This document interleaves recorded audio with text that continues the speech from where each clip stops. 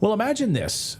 Just days before crucial local elections in Germany, seven members of the German right-wing AFD party suddenly dropped dead. Of course, German authorities say these are just coincidental, non-criminal deaths. It was 6 before our show, but the 7th just dropped dead and confirmed before our show started.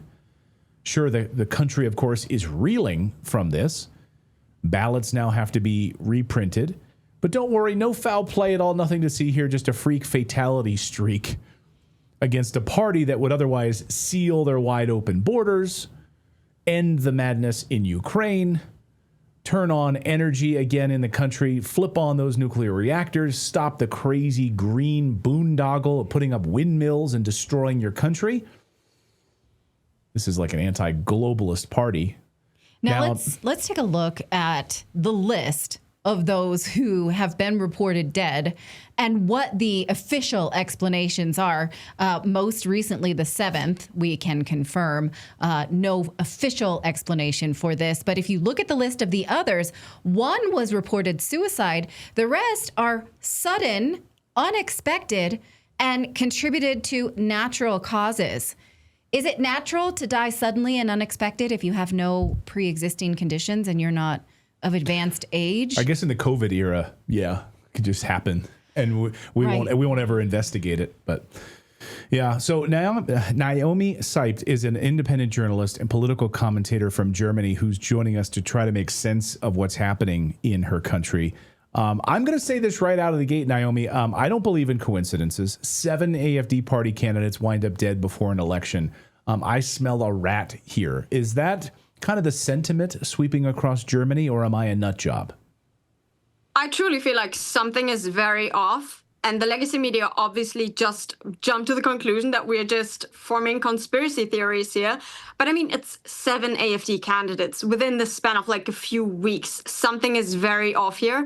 And then even though they claim there have been some pre-existing conditions, for example, some of these AFD candidates were a little bit older, like 60 plus, but still 7 almost at once. And then maybe you can say, okay, they had like a little bit of an unhealthy lifestyle. Okay, so if I maybe eat 1 Big Mac today and then I drop dead tomorrow, that means I had a pre-existing condition and I was living like an unhealthy lifestyle. Something is wrong. And the funny thing is that during the COVID times, they never cared about any pre-existing conditions. And I would even argue that these 7 AFD candidates suddenly dying is way more unexpected than what we saw, how they were abusing these COVID death statistics. Right. And so can you tell us, were these popular candidates? Because we have reported on the growing popularity of the AFD. The media calls them far-right extremists. I would call them more centric right-wing. So do you think that these people were headed for a win? They were definitely headed for a win. However, they were not like extremely popular in the public eye. But I think nobody would dare to right now eliminate somebody like Alice Weidel, for example, although we do know that Alice Weidel has received many death threats before. There have been instances when she had to cancel events because she was concerned, and the entire AFD party, they were concerned that somebody was going to try to blow up the event, for example. And so honestly, there are many reasons why you could argue that it makes sense that the most targeted party is the AFD. For sure, just like Donald Trump in the United States of America. Why did nobody try to kill somebody like Kamala Harris? That's because obviously she was not as much of a target because she was not a threat to the system.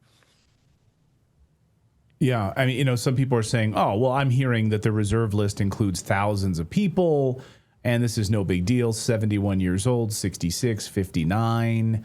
Like, this is all very, very common and, common ages to die from natural causes. Dying at 56, right? I feel like that's not too common.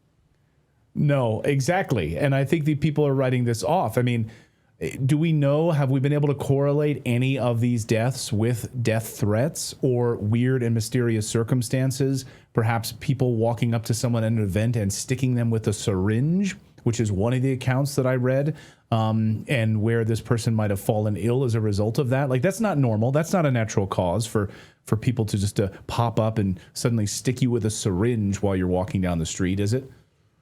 Yeah, it's truly very strange. I have been trying to investigate a little bit. Of course, I want to remain as respectful as possible towards the circumstances and the families of these people. But the most important thing that we can do right now, which we are doing, like myself and a couple of colleagues and friends, is we are calling for further investigations. And that should be happening because at least you should be allowed to ask questions, right? It's very weird that the legacy media and the government, they just shut it down as you are not allowed to ask any questions and you're just a conspiracy theorist. And it's actually disrespectful towards the victims. I don't think so. I think it might be crucial for us to, at the very least, investigate what's actually going on. Because here's a very good example that just took place a couple of days ago, basically, or like 2 weeks ago, maybe. A Ukrainian girl was pushed in front of a train, 16 years old. She was pushed in front of a train by a couple of migrants, Iraqi migrants, I believe, and they killed her. Horrible disaster, horrible murder. And what happened? The legacy media and the police, they reported this was an accident. But the family, they knew, her parents, they knew this could not be an accident because Liana, this girl, she called her grandpa literally the seconds before she died, and she was fearful, and she told him that there were these foreigners basically hunting her. And so eventually the parents of Liana, they went to the AFD party because they thought that's my last hope, which is ironic because Liana and her parents, they were Ukrainian, and the AFD party, of course, they always accused them of being funded by Russia. But no, it was the AFD who then helped this family. And Björn Höcke, ironically, once again, the guy who's constantly accused of being the most far-right Nazi in the AFD, he said, we need to help this family. And he went out in public and he spoke to the public about, we need to investigate further. And so eventually the police investigated. And what do you think they found out? Well, it was murder.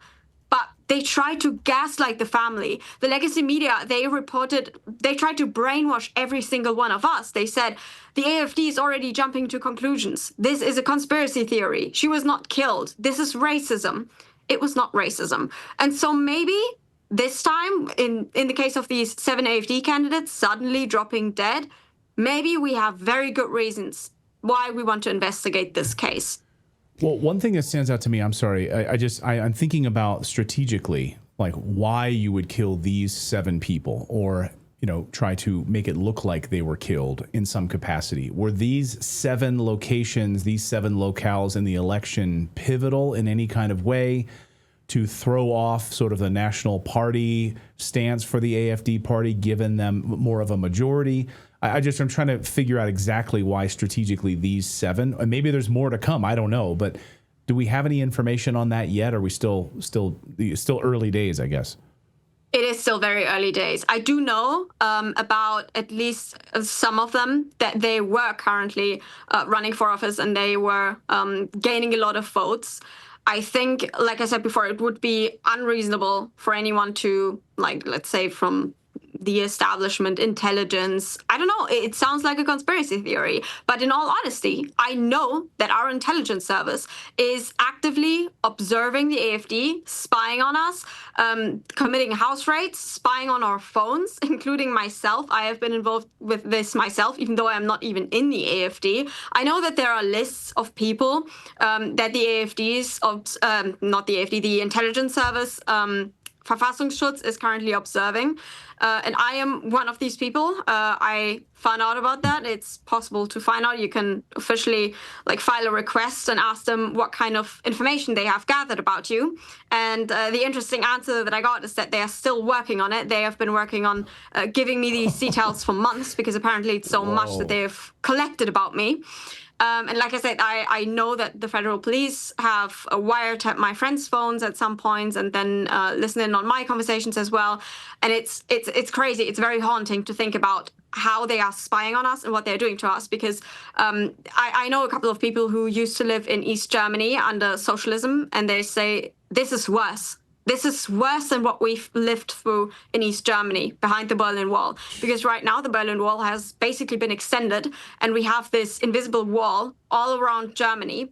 And I even have I have some colleagues, for example, the chief editor of the leading alternative media in Germany, Deutschland Kurier, the former interior minister. She went to Homeland Security in America and told them that he's a threat to democracy, so that they wouldn't give him a tourism visa or journalism visa to America under President Biden back then.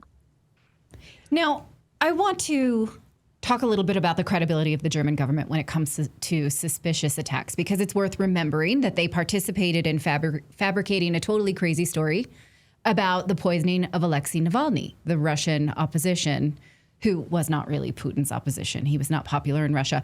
They said he was poisoned by Novichok, even though no one around him ever wore protective gear, which you should if someone actually was exposed to that. They made up this crazy circumstance in order to go along with the American State Department's framing of this in order to vilify Putin. So now they are not making up suspicious circumstances. They are doing the opposite and ignoring suspicious circumstances. So even if the German government comes out and says anything, will we trust them? I guess I'm leading you to, I'm telling you I wouldn't. So what do you make of, what would you do if they say anything, if we get any official investigation? I don't care what the government says about anything. If there is some investigation that takes place, then I think it would be in all of our interests, including like the AFD. They would probably make sure that they can get full access to these files and what exactly they're investigating over there. I think it would be crucial for us to get very close insights into what's going on. So I want to keep pushing for an actual good investigation where we have some form of control, or maybe the families at the very least of these victims. Because, yeah, as you mentioned before, the government has made some very questionable claims with no evidence behind it, especially usually with these Russian collusion allegations. There's also Peter Bistron, for example, from the AFD. They constantly accuse him of being bribed by Russia. And so they've already done 22 house raids at his home, never found anything, still keep claiming that he's funded by Russia. Why? Because he has the best international contacts. And so he's very influential within the AFD. They will keep trying. And I seriously fear that if they cannot manage to ban these AFD candidates that are running for office, for example, they just achieved the ban of a mayor candidate in Kaiserslautern, then maybe they will resort to different tools and potentially even consider killing them silently. I would not be surprised. Goodness. Deeply and darkly. Naomi, thank you so much for this. Be safe. Thank you for this. Unbelievable. And we'll continue to put these pieces together. And please, if you have any big updates for us on these particular 7 candidates, and God hope there's not an 8th or a 9th, we'll be watching this closely. And please share your updates with us, and we'll have you back on. Thank you, Naomi. Appreciate it. I'll send you everything. Thank you for having me on.